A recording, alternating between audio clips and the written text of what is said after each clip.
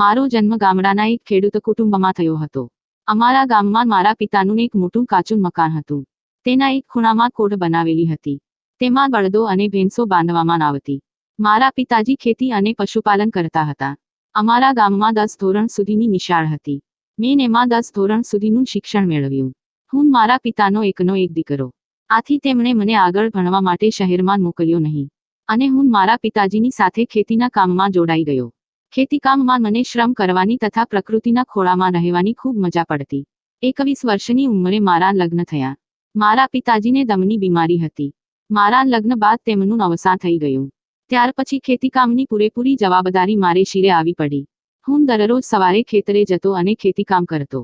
પહેલા અમે હળથી ખેતર ખેડતા હતા. હવે અમે એક ટ્રેક્ટર વસાવી લીધું છે. ખેતર ખેડવા માટે અમે ટ્રેક્ટરનો ઉપયોગ કરીએ છીએ. મારા બાળકો અને મારી પત્ની મને ખેતીના કામમાં મદદ કરે છે. મેં 2 નોકરોને પણ મારી મદદ માટે રોકી લીધા છે. અમે બી વાવવાનું, ધરું રોપવાનું, ક્યારા બનાવવાનું, ક્યારાઓમાં પાણી પાવાનું અને નીંદણનું કામ કરીએ છીએ. બપોરે મારી પત્ની અમારા માટે ભાતું લઈને આવે છે. હું બપોરે બળદોને ચારો આપ્યા પછી જમવા બેસું છું. બપોરે થોડો આરામ કર્યા પછી અમે ફરીથી ખેતીકામમાં લાગી જઈએ છીએ.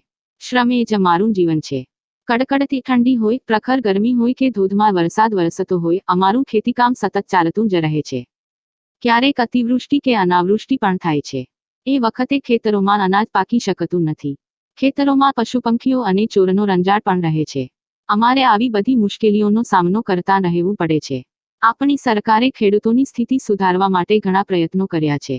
હવે ખેડૂતોને સિંચાઈ, સારા બિયારણો, રાસાયણિક ખાતર વગેરેની સગવડ મળવા લાગી છે. હવે અમારે શાહુકારોની પાસેથી કરજ લેવું પડતું નથી. ખેતીની નવી પદ્ધતિઓ અપનાવવાને લીધે અમે અનાજનું વધુ ઉત્પાદન કરી શકીએ છીએ. મેં ગામમાં પાકું અને મોટું મકાન બનાવી લીધું છે.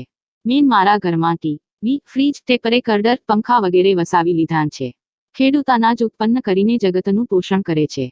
તેથી લોકો તેને જગતનો તાત કહે છે. ખેતીકામમાં શ્રમ કરવાનો આનંદ મળે છે. જ્યારે મબલક પાક થાય અને એ પાકને વહેતા પવનમાં હું લહેરાતો જોઉં છું ત્યારે મને ખૂબ આનંદ થાય છે. હવે હું વૃદ્ધ થયો છું, પરંતુ મને મારા શ્રમિક જીવન જીવ્યાનો સંતોષ અને આનંદ છે.